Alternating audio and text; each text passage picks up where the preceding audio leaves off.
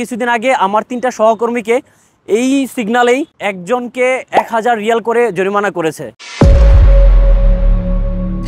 আসসালামু আলাইকুম, আমি আমিরুল মাহমুদ। সৌদি আরবের এই রাতের বেলায় আপনাদেরকে আরও একটি ভিডিওতে স্বাগতম। আজকের এই ভিডিওটা অনেকটাই সতর্কতামূলক ভিডিও।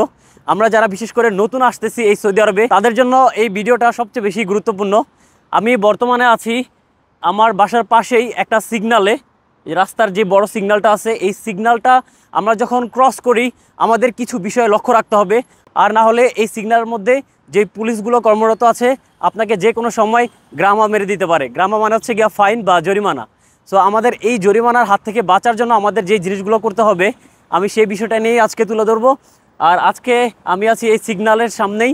আপনারা দেখতে পাচ্ছেন যে এই যে গাড়িগুলো আসতেছে, আর এই যে এখানে একটা লাল বাতি জ্বলে আছে, এর মানে হচ্ছে আপনি এই সময় গাড়ি থাকুক বা না থাকুক আপনি এই রাস্তাটা কখনোই ক্রস করবেন না। আর এই যে লাল বাতিটা যখন গ্রিন লাইটে পরিণত হবে, তার মানে হচ্ছে আপনি এই দিক দিয়ে আপনি চলাফেরা করতে পারবেন। আর আমি আপনাদেরকে দেখাচ্ছি এই যে সাদা যে দাগগুলো আছে, এগুলাকে বলা হচ্ছে জেব্রা ক্রসিং।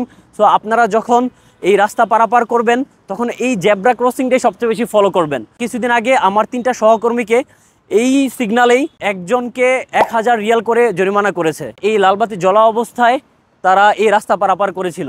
এই যে আপনারা দেখতে পাচ্ছেন এখানে অনেকটাই গ্রিন সিগন্যাল জ্বলে আছে। এখন আপনি এই রাস্তাটা, এই যে আমি একটু দেখাচ্ছি আপনাদেরকে, এই যে এখানে সাদা যে র্যাক দাগগুলো আছে, এটা হচ্ছে গিয়ে মূলত জেব্রা ক্রসিং। আপনারা এই গ্রিন লাইট জ্বলা অবস্থায় জেব্রা ক্রসিং এর মাধ্যমে আপনারা রাস্তা পারাপার করবেন। যদিও আপনারা দেখেন যে রাস্তাটা খালি, কিন্তু এখানে রেড লাইট জ্বলে আছে, তাহলে কিন্তু আপনারা এই রাস্তাটা পারাপার করবেন না। সো এই বিষয়গুলো আপনারা অবশ্যই খেয়াল রাখবেন। ইনফরমেশনটা যারা নতুন আছে তাদের জন্য অনেক বেশি গুরুত্বপূর্ণ ছিল, যার কারণে আমি আপনাদেরকে শেয়ার করেছি এই বিষয়টা। ভিডিওটা যদি আপনাদের ভালো লেগে থাকে অবশ্যই ভিডিওটা শেয়ার করে দিবেন। আর এরকম সৌদি আরবের যেসব আপডেট যে নিউজগুলো আছে বা বর্তমান পরিস্থিতি সম্পর্কে জানতে আমার পেজের সাথেই থাকবেন। ইনশাল্লাহ পরবর্তী কোনো ভিডিওতে আবার দেখা হবে। সবাই ভালো থাকবেন এবং সুস্থ থাকবেন। আসসালামু আলাইকুম।